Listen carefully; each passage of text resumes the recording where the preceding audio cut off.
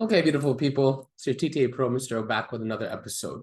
So today, if you're in digital SAT, we're going to be taking participial and participle sentences, dangling and misplaced modifiers. So this part appears on your digital SAT exam, probably about 2 questions or so. It's part of the punctuation or grammar portion. I want you to keep in mind, you might think, well, it's only 2 questions. Well, yeah, it's 2 questions, but on the digital SAT, you have to be very, very accurate with all of your answers, not just a few. So we discussed introductory clauses, we discussed dependent ideas, we also discussed the participial and participle phrases. So we're going to talk a bit more on the participle phrases. We're going to discuss a bit more their errors and how to deal with them. So let's begin. The participial phrase, right? So a participial phrase is like an undercover agent in the sentence. They start with a verb in the past or present. So it can be ing, ed, en, etc. And act as adjectives. So they look like verbs, but they're adjectives. They describe nouns. Beware. If not used correctly, they can turn into dangling or misplaced modifiers, causing confusion and altering the meanings. And so why focus on participial phrases, right? What's the point of them? Again, on your exam, you're going to find these questions between questions 16 to 27. You usually have about 2 questions in module 1, 2 questions in module 2. A lot of students get these questions incorrect. And if these questions are marked as easy or marked as medium and you're getting them wrong, it's going to really affect your score. So it's easier than you think. So let's get into the dangling modifier. Remember, it's an ing word, ed word, en word, and they always describe a noun. And we're going to see some examples in a minute. So, common error, dangling modifiers. Imagine you're watching a suspenseful detective movie. Every clue should lead you closer to solving the mystery, right? Now imagine a clue that leads to nowhere. That's a dangling modifier. It's a phrase or clause that does not logically attach to any part of the sentence. This happens when the subject of the modifier is missing. So it's really important to catch these modifiers. Now, again here, a dangling modifier is often a participial phrase because of ing, ed, or other form, and lacks a clear subject. It leaves readers wondering who or what is performing the action. This can make your sentence confusing, misleading, or amusingly absurd. Okay, let's see some examples. Let's check out some examples. Incorrect. After barking ferociously for hours, comma, the postman hesitantly approached the house.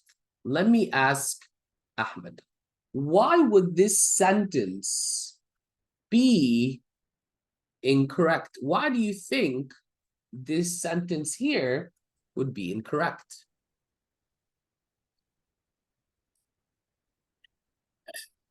Because of the participle case.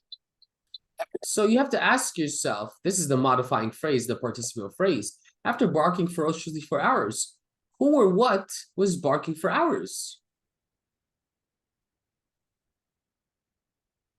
Right?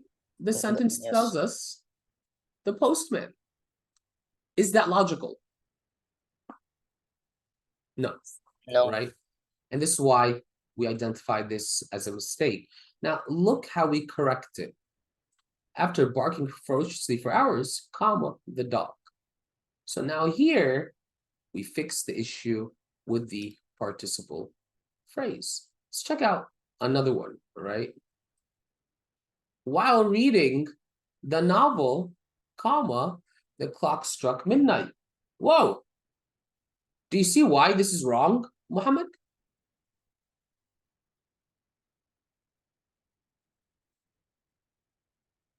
Again, while reading the novel.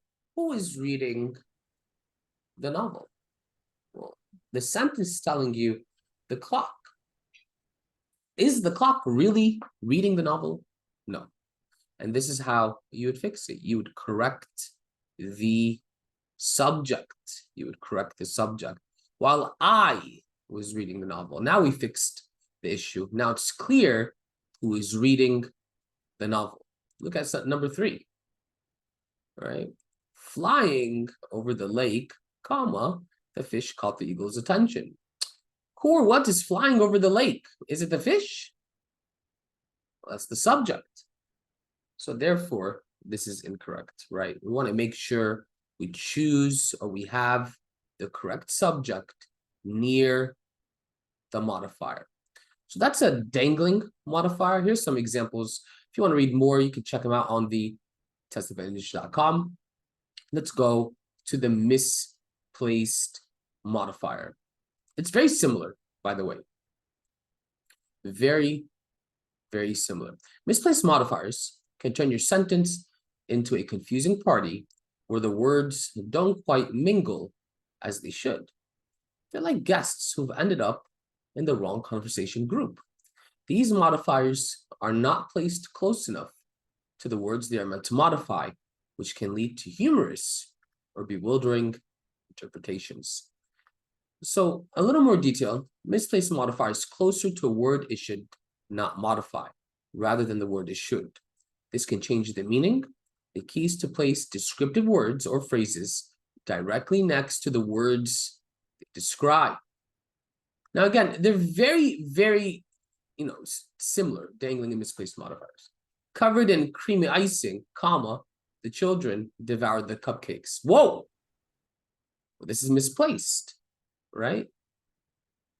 What is covered in creamy icing? The sentence tells me the children. No, it should be cupcakes. That means this phrase needs to come before or after cupcakes, or we move the word cupcakes, right? The children devoured the cupcakes covered in creamy icing. So do you notice here, the cupcakes are the ones covered in creamy icing. Staring at the night sky, comma, the stars seemed brighter to the astronomer, excuse me. Well, who is staring at the night sky? The stars? No, it's the astronomer. So we have to fix this. Staring at the night sky, the astronomer thought the stars seemed brighter. So these are misplaced and dangling modifiers. We have more complex examples. However, what we're going to do, we're going to go to practice. Last thing though. Last thing. Tricky apostrophes. So be careful with apostrophes and modifiers. Why? Apostrophes can be quite the tricksters in the realm of grammar. They often indicate possession, but can lead to a misplaced modifier if not used carefully. This occurs when the apostrophe makes it seem like the wrong subject is doing the action. So I want you to understand, with apostrophe S or S apostrophe, the subject is moved to the next word. What does that mean, right? Look at example number 1. After winning the championship, comma, the team's celebrations went on all night. So I want you to see here, you see how it looks correct after winning the championship? Many people are going to say it's the team. But the sentence doesn't say the team. The sentence says the team's celebration. So the subject is celebration. So you're telling me the celebration winning the championship. It's illogical. How do we fix it? Remove the apostrophe.